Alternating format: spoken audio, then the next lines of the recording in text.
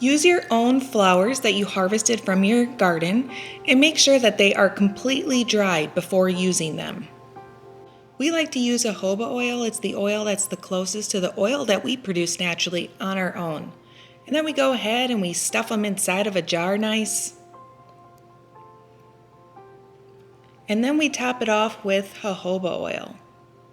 You want to make sure to cover all of the plant material. Put the cap on, cover it super tight, put the date on it, and shake it really good. Make sure all of the plant material is getting oil. Uh-oh, looks like my oil wasn't all the way to the top, so I had to add more.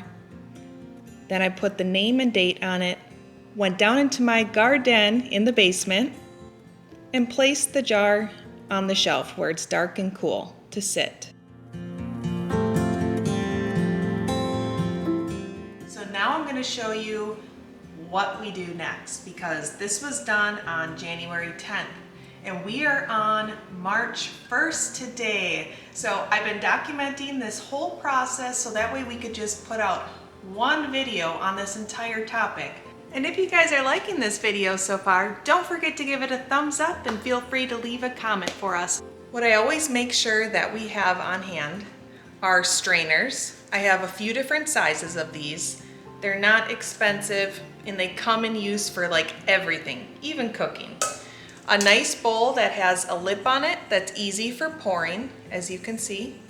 We also want to line this with some cheesecloth because, as you can see, yes, the holes are fine, but plant material can still sneak through there.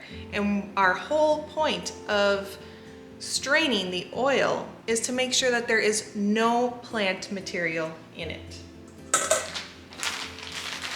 So I always buy cheesecloth in large amounts and then I cut it to my needs.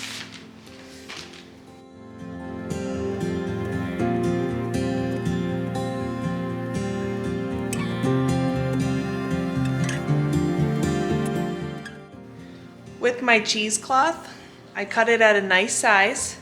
And I keep it doubled up. That helps even more. Make sure the cloth is in there good.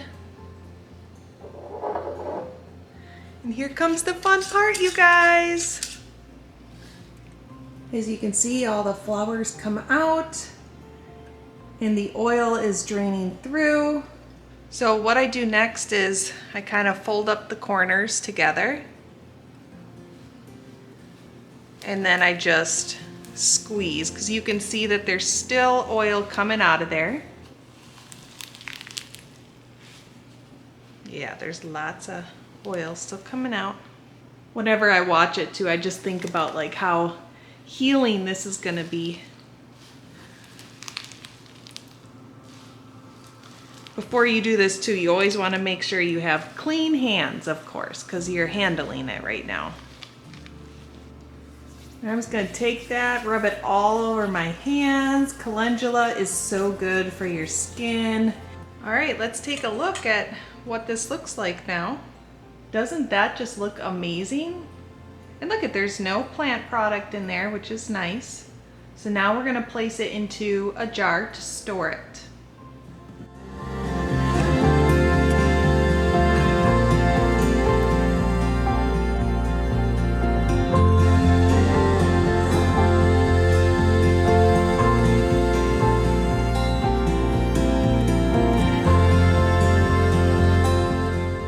Look at how beautiful that looks.